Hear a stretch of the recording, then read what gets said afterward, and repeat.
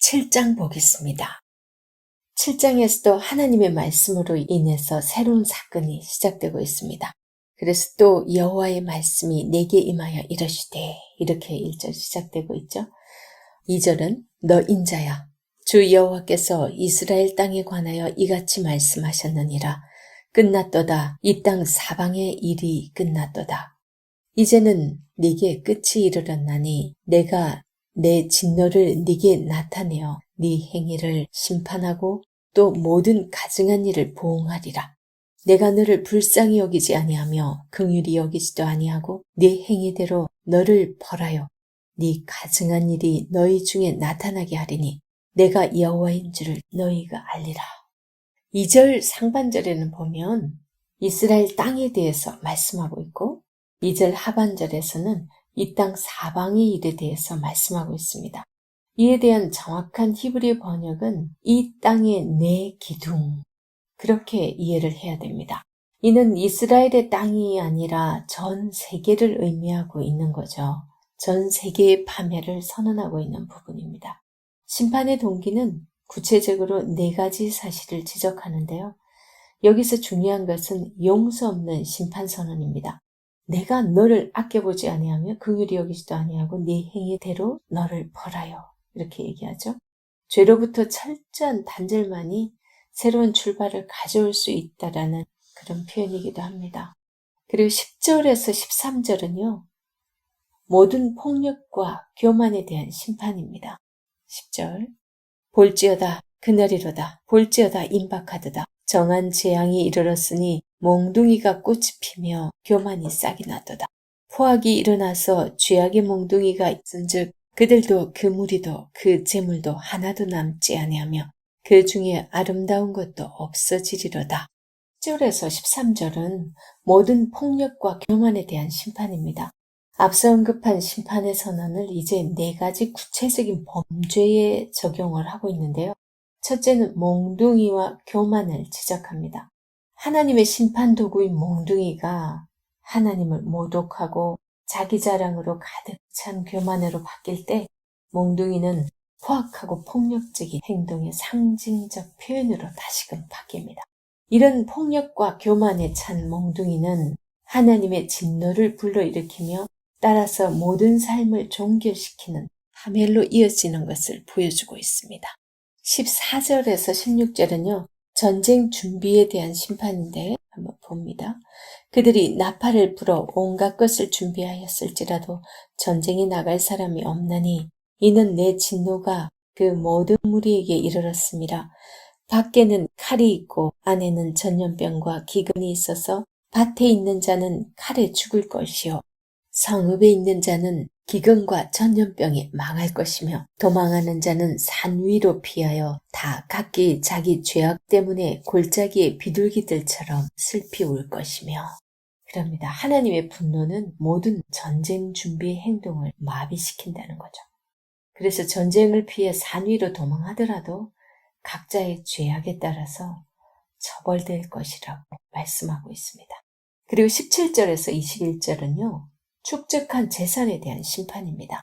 17절 모든 손은 피곤하고 모든 무릎은 물과 같이 약할 것이라. 그들이 굵은 배로 허리를 묶을 것이요 두려움이 그들을 덮을 것이요 모든 얼굴에는 수치가 있고 모든 머리는 대머리가 될 것이며 그들이 그 은을 거리에 던지며 그 금을 오물같이 여기리니 이는 여호와 내가 진노를 내리는 날에 그들의 은과 금이 능히 그들을 건지지 못하며 능히 그 심령을 족하게 하거나 그 창자를 채우지 못하고 오직 죄악의 걸림돌이 되미로다. 그들이 그 화려한 장식으로 말미암아 교만을 품었고 또 그것으로 가증한 우상과 미운 물건을 만들었은즉 내가 그것을 그들에게 오물이 되게 하여 타국인의 손에 넘겨 노력하게 하며 세상 악인에게 넘겨 그들이 약탈하여 더럽히게 하고. 이거는 하나님을 등한시하는 자들의 행동 양식 중에서 두드러진 특징이 뭐냐면 만몬에 대한 믿음이에요. 그들은 만몬의 도움으로 위험을 모면하고자 했고 그리고 탐욕스럽게 만몬을 추구합니다. 그래서 그들은 가증한 우상과 미운 물건으로 자신들을 자랑하지만은 그 모든 것은 오물이 되고 만다고 이렇게 경고하고 있습니다. 그리고 22절에서 24절은요. 성전에 대한 심판인데 봅니다. 내가 또 내 얼굴을 그들에게서 돌이키리니 그들이 내 은밀한 처소를 더럽히고 포악한 자도 거기 들어와서 더럽히리라. 너는 쇠사슬을 만들라. 이는 피 흘리는 죄가 그 땅에 가득하고 포악이 그 성읍에 찼습니다. 내가 극히 악한 이방인들을 데려와서 그들이 그 집들을 점령하게 하고 강한 자의 교만을 그치게 하리니 그들의 성소가 더럽힘을 당하리라.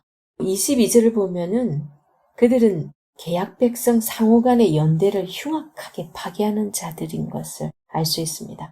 힘 있는 자들의 폭행 모습과 쇠사슬에 묶여 포로로 끌려가는 자들의 모습을 중첩해서 유비시켜주고 있는데요. 그래서 악한 이방인들은 이스라엘 백성의 집들을 점령하고 또 그들이 자랑스럽게 여기는 성전도 짓밟게 됩니다. 이런 파멸은 스스로 강하게 여기고 교만했던 자들을 원래 자리로 되돌려 놓는 그런 심판입니다. 이제 8장을 볼 텐데요. 8장에서 11장, 여기는 심판과 구원의 말씀이 같이 선포가 됩니다. 8장에서 11장은 1장에서 24장의 심판 메시지에 속한 것인데 주전 597년에 1차 바벨론 포로에서 살아남은 유다 백성이 하나님의 징계를 깨닫지 못하고 여전히 죄 가운데 있음을 지적하고 있습니다. 8장에서 11장은 전체가 환상인데요. 포로로 잡혀온 바벨론에 있던 유다 백성을 대상으로 하는 말씀입니다. 그러나 이 처음과 마지막, 즉 8장 1절과 그 다음에 11장 25절은 실제 현실에 속한 내용들입니다. 처음과 끝은 그 중간엔 다 환상이라는 거죠. 그래서 그 중간의 환상은 8장 1절 하반절부터 해서 11장 24절까지 하나님의 손이 임하시는 것으로서 시작하여서 환상이 떠나 올라가는 것으로 끝맺고 있습니다. 이 8장 3절에서 에스겔은 하나님의 영에 의해서 올려지죠. 올려지고 11장 24절에서 다시 제자리로 돌아오는 모습으로 묘사가 되고 있습니다. 그래서 거기서 거기까지가 환상인 거죠. 8장의 환상은 예루살렘 성전에서 발견되는 빛나간 4개의 우상 숭배 장면들로 구성되어 있습니다. 그게 8장 3절에서 6절, 그리고 7절에서 13절, 14절에서 15절, 16절에서 18절 이렇게 4개의 빛나간 4개의 우상 숭배 장면들로 이렇게 보여주고 있습니다. 9장은요. 성소에서부터 시작되는 심판을 다루고 있는데 1절에서 2절, 3절에서 7절, 8절에서 11절 이렇게 3장면으로 구성되어 있어요. 각 장면은 하나님의 외침이나 부르심 그렇게 시작을 하고 있습니다. 10장에서 11장은 하나님께서 예루살렘을 떠나시는 모습을 4단계에 걸쳐서 묘사하고 있습니다. 보통 이제 하나님 계속 이렇게 단계 단락 잘라서 비슷한 것들을 계속 나열시켜주고 있습니다. 첫 번째가 지성소에 있는 법궤 위의 보좌에서 성전 문지방으로 물이 흘러가는 부분들이죠. 그 다음에 그룹들이 이끄는 움직이는 보좌. 10장에서 11장은 하나님께서 예루살렘을 떠나시는 모습을 4단계에 걸쳐서 묘사를 해주고 있는데요. 첫 번째가 10장 4절에 나오죠.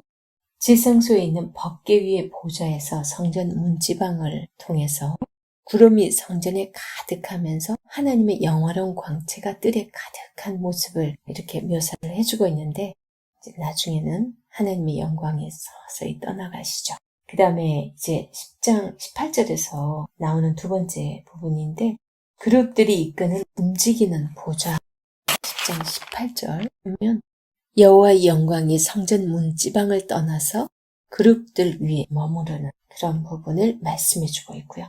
그리고 세 번째는 성전 안뜰의 동문으로 19절에서 보면 그룹들이 날개를 들고 그 눈앞에 땅에서 올라가는데 그들이 나갈 때 바퀴도 그 곁에서 함께 움직인다는 그런 표현들이 있어요.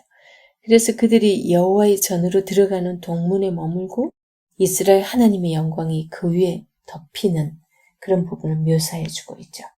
성전 안뜰에서 이제 동문으로 이렇게 이제 나가시기 위해서 그쪽으로 옮겨가는 부분입니다. 그리고 이제 네 번째가 성읍을 떠나 벗어나서 이제 감람산으로 옮겨가시는 그런 부분을 묘사해 주는데 드디어 하나님께서 떠나시는 거죠. 그 하나님의 떠나심은 파멸을 의미합니다. 이제 8장 다시 보겠습니다. 8장은 성전을 더럽히는 온갖 우상숭배 행위들에 대해서 보여주고 있는데요. 1절은 제사장 에스겔은 포로가 된 지 6째 해 6째 달 초다새에, 이때는 이제 주전 592년 6월 5일에 유다 장로들의 방문을 받게 되죠. 그때 이제 에스겔에게 긍정적인 하나님의 메시지가 있을 거라는 생각으로 장로들이 찾아옵니다. 그런데 그 장로들에게 하나님의 심판을 선포합니다. 왜냐하면 11장 25절에서 에스겔의 답변이 끝났음을 알게 하는데요. 그때까지의 그 모든 내용들은 심판의 메시지들 뿐이거든요. 결국 그가 하나님께서 심판의 메시지들을 에스겔을 통해서 장로들에게 전하게 합니다. 그리고 8장 2절은 내가 보니 불같은 형상이 있더라. 그 허리 아래의 모양은 불 같고 허리 위에는 광채가 나서 단쇠 같은데, 2절에서 에스겔은 불같은 형상의 하나님을 목격을 합니다. 그리고 하나님에 의해서 머리털이 잡힌 채, 생각해 보세요. 그 발각과 자신의 집에서 예루살렘으로 옮겨갑니다. 머리채를 확 잡아가지고 하나님께서 휙 순간이동을 하십니다. 정말 좀 그렇죠? 3절은 그가 손 같은 것을 펴서 내 머리털 한 모퉁을 잡으며 주의 영이 나를 들어 천지 사이로 올리시고 하나님의 환상 가운데 나를 이끌어 예루살렘으로 가서 안뜰로 들어가는 북향강문에 이르시니 거기에는 질투의 우상, 곧 질투를 일어나게 하는 우상의 자리가 있는 곳이라. 그럽니다. 지금 얼마나 하나님께서 화가 났으면 그냥 조용히 데려갈 수도 있잖아요. 그죠? 근데 머리채를 끄잡아가지고 확 데려갔다는 거예요. 얼마나 하나님이 지금 화가 많이 나셨는지 지금 분풀이가 거의 에스겔에게 다 되고 있습니다. 그래서 3절에서 에스겔은 성의 안뜰로 들어가는 북문에서 하나님의 질투를 불러일으키는 우상들을 발견하게 됩니다. 거기서 시작해서 성전 뜰 주변의 출입문, 이제 7절, 그 다음에 성전으로 들어가는 북문, 14절, 성전 안뜰, 14절, 이제 이쪽을 거치면서 점점 안쪽으로 들어가게 됩니다. 그리고 4절은요. 이스라엘 하나님의 영광이 거기에 있는데 내가 들에서 본 모습과 같더라. 에스겔이 계속 하나님의 영광을 보고 있으니까 그 모습이 똑같은데 지금 어디에 있는지 지금 보고 있습니다. 그래서 4절에 보면 이게 에스겔은 질투의 우상을 본 그 장소에서 하나님의 영광을 목격하게 됩니다. 성전의 진정한 주인이 하나님이라야 되는데 거기에 질투를 일으키게 하는 우상이 있다라는 거죠. 그 질투의 우상이 있다라는 것은 하나님의 자리에 엉뚱한 신이 대신 차지하고 있다는 그런 의미가 되죠. 그 다음 5절, 그가 내게 이르시되 인자야 이제 너는 눈을 들어 북쪽을 바라보라 하시기로 내가 눈을 들어 북쪽을 바라보니 제단문 어귀 북쪽에 그 질투의 우상이 있더라. 그럽니다. 여기서 5절은요. 에스겔은 눈을 들어서 북쪽을 바라보라는 하나님의 메시지를 듣잖아요. 그걸 받고 제단문 어귀 북쪽을 보는데 거기에 우상이 턱하니 있는 거예요. 우상이 성전 안에 있다는 것은 성전 제사장들에 의해서 우상 숭배 행위가 허락되었다라는 사실 아닐까요? 그러니 더욱더 기가 막히죠. 이스라엘 족속이 행하는 그런 가증한 우상 숭배로 인해서 이제 하나님께서 이 성소를 떠나고 맙니다. 그런데 지금 6절에 그가 또 내게 이르시되 인자여 이스라엘 족속이 행하는 일을 보느냐? 그들이 여기에서 크게 가증한 일을 행하여 나로 내 성소를 멀리 떠나게 하느니라. 너는 다시 다른 큰 가증한 일을 보리라 하시더라. 그런데다가 지금 더 큰 가증한 일을 보리라고 지금 말씀하고 계세요. 7절. 그가 나를 이끌고 뜰 문에 이르시기로 내가 본즉 담에 구멍이 있더라. 지금 뭔가 수상쩍죠. 8절. 그가 내게 이르시되 인자야 너는 이 담을 헐라 하시기로 내가 그 담을 허니 한 문이 있더라. 또 내게 이르시되 들어가서 그들이 거기에서 행하는 가증하고 악한 일을 보라 하시기로 내가 들어가 보니 각양곤충과 가증한 짐승과 이스라엘 족속의 모든 우상을 그 사방 벽에 그렸고 이스라엘 족속의 장로 중 70명이 그 앞에 섰으며 사반의 아들 야사냐도 그 가운데 서고 각기 손에 향로를 들었는데 향연이 구름같이 오르더라. 완전 지금 우상을 지금 숭배하고 예배하고 있는, 제사하고 있는 그 모습인 거예요. 그것도 이스라엘 장로 70명까지 나서서 정말 기가 막힌 일이죠. 그런데 더 기가 막힌 건요.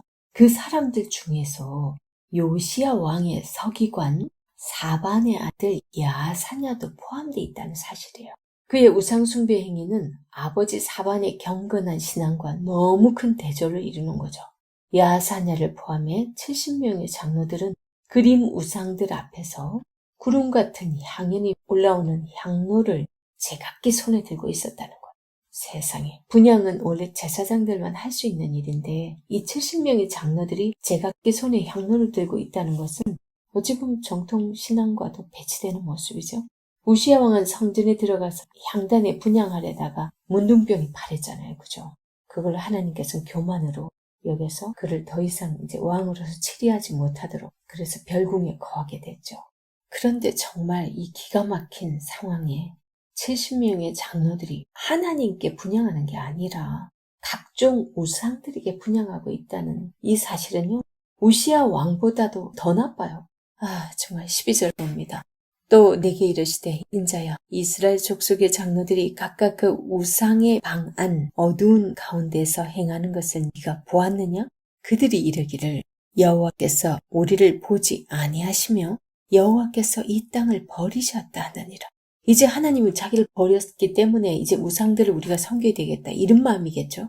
정말 기가 막히지 않으세요? 돌이킬 생각을 안 하고 부모가 이제 자식들 나무랬다고 이거 완전 땡깡 부리고 아예 부모하고 등져서 이제 다른 사람을 부모로 대신 삼는다거나 아니면 달리 살아갈 방법을 찾는 거하고 비슷하죠. 부모의 가슴에 못을 박는 행위입니다. 13절 또 내게 이르시되 너는 다시 그들이 행하는 바 다른 큰 가증한 일을 보리라 하시더라. 계속 거기다가 더 큰 가증한 일, 더 큰 가증한 일, 점점 이제 기가 막힌 것을 계속 보게 하십니다. 다른 큰 가증한 일을 보게 될 것이라고 말씀하는데요. 이 14절에서 15절에서는요. 그들의 세 번째 우상숭배 행위를 에스겔에게 보여줍니다. 13절에서 14절 또 내게 이르시되 너는 다시 그들이 행하는 바 다른 큰 가증한 일을 보리라 하시더라. 그가 또 나를 데리고 여호와의 전으로 들어가는 북문에 이르시러 보니 거기에 여인들이 앉아 단무수를 위하여 애곡하더라. 세상에. 단무수 신이 뭡니까 도대체? 그 당시 사람들은요. 6, 7월경에 애곡 의식을 했었대요. 이게 이제 지하 세계로 내려간 단무수를 위해서 앉아서 애곡하는 그런 의식을 했는데 이런 애곡 의식을 성전 안으로 깊이 들어갈수록 그 일을 하고 있는 모습이 보인다는 게 더 기가 막히지 않으세요? 단무수는요. 고대에 세미라미스라는 이 여자가 자기 남편이 잘 나가는 왕급 되는 옛날에는 도시국가로 이렇게 돼 있으니까 그런 사람이었는데 죽었어요. 그런데 이 여인이 다른 남자의 애를 가진 거예요. 그래서 그 다른 남자의 애를 자기가 가져놓으니까 그러면 본인이 불륜한 게 드러나잖아요. 그래서 뭐라고 사람들한테 얘기를 했냐면 죽은 남편이 지금 자기한테 잉태하게 해서 자기가 이 아이를 낳을 건데 이 아이가 남편이 다시 환생해서 나오는 그런 아이라고 했대요. 그래서 그 아들이 바로 단무스인데 그 아들과 이 세미라미스가 결혼해요. 그래서 고대 사람들이 여신으로 세미라미스 그리고 남신으로 단무스 이렇게 고대 오래전부터 섬겨오던 그런 신입니다. 그런데 그 단무스를 지금 성전 안에서 여인들이 그 단무술을 위하여 애곡하고 있는 그 모습을 보았을 때 하나님이 얼마나 기가 막히겠어요. 그래서 18절 그러므로 나도 분노로 갚아 불쌍히 여기지 아니하며 긍휼을 베풀지도 아니하리니 그들이 큰 소리로 내 귀에 부르짖을지라도 내가 듣지 아니하리라. 이렇게 말씀을 합니다. 하나님의 원래 본성이 긍휼이고 불쌍히 여기는 마음인데 절대로 긍휼이 없는 그런 분노를 쏟아 부으실 것을 말씀하고 있습니다. 이제 9장을 봅니다. 9장은 성소에서 시작되는 심판입니다. 1절에서 3절은요. 예루살렘을 관할하는 자들에게 제각기 사람을 죽이는 무기를 손에 들고 나오라고 하시는데 그들 중에 한 명은 가는 베옷을 입고 허리에 서기관의 먹그릇을 차고 있어요. 그리고 심판에서 면제받을 사람들의 이마에는 보호를 표시하기 위해서 뭔가를 새기기 위해서 이 서기관들에게 먹그릇을 차라고 하죠. 그 다음에 첫 번째 단계로 하나님께서 머무셨던 그 지성소에서 하나님께서 물러가십니다. 이제 하나님께서 성전을 떠날 준비를 하시는 거죠. 하나님이 떠나는 그 자체가 이제 심판입니다. 그때부터 또 심판이 시작되죠.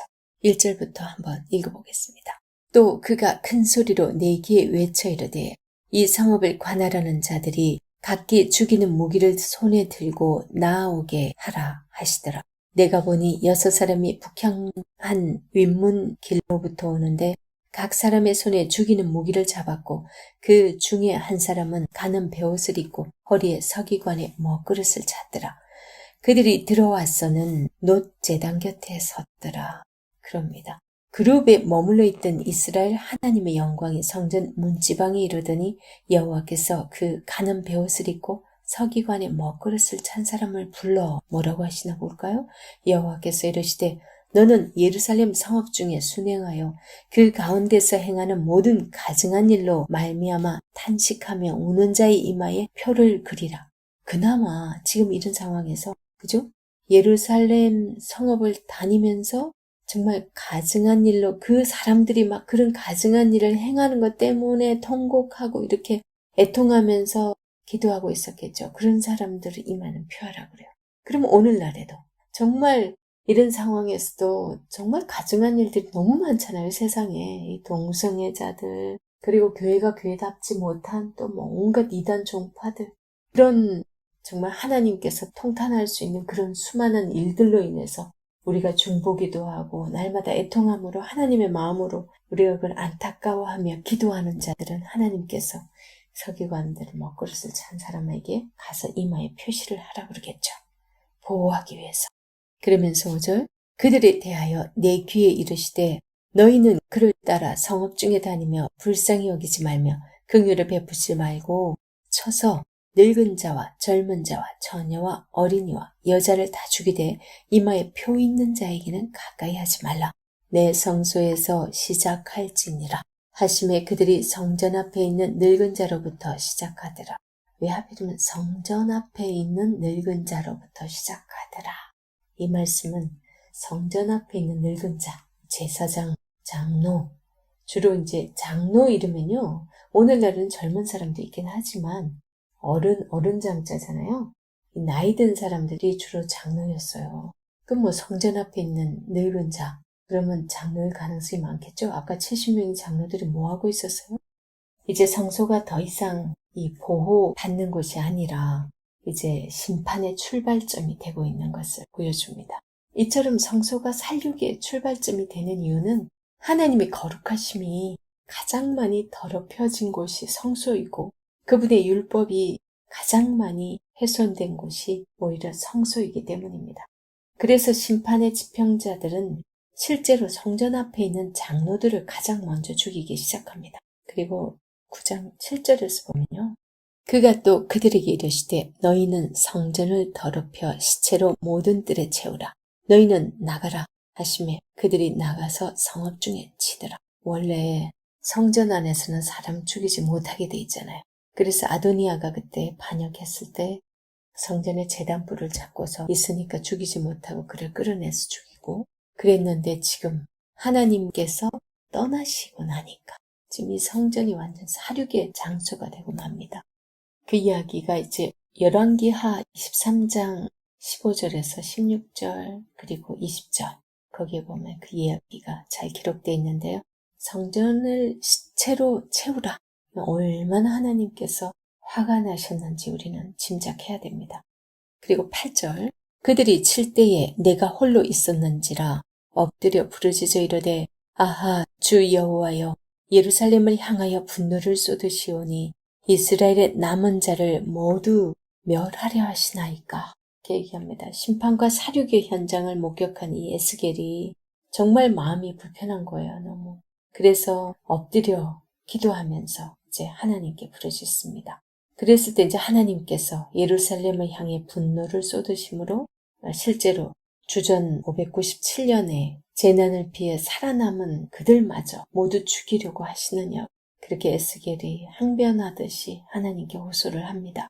그리고 9절에서 7절 그가 내게 이르시되 이스라엘과 유다 족속의 죄악이 심히 중하여 그 땅에 피가 가득하며 그 성읍에 불법이 찼나니 이는 그들이 이르기를 여호와께서 이 땅을 버리셨으며 여호와께서 보지 아니하신다 함이라. 그러므로 내가 그들을 불쌍히 여기지 아니하며 긍휼을 베풀지 아니하고 그들의 행위대로 그들의 머리에 갚으리라 하시더라. 좀 하나님께서 단단히 화가 나셨죠. 그래서 에스겔의 항변에 대한 하나님의 대답인데요. 그런 것도 이제 더 이상 에스겔이 아무리 중보기도를 해도 받아들여지지 않아요. 이제 이미 다 늦었어요. 그 이유는 유다 백성의 죄가 돌이킬 수 없을 정도로 너무 중다하다는 거예요. 예루살렘이 불법으로 가득한 그런 상태이기 때문에 하나님께서는 이미 이제 돌이키지 않겠다는 거죠. 이런 심판 계획은 먹그릇을 찬 사람에 의해서 그대로 이행이 됩니다.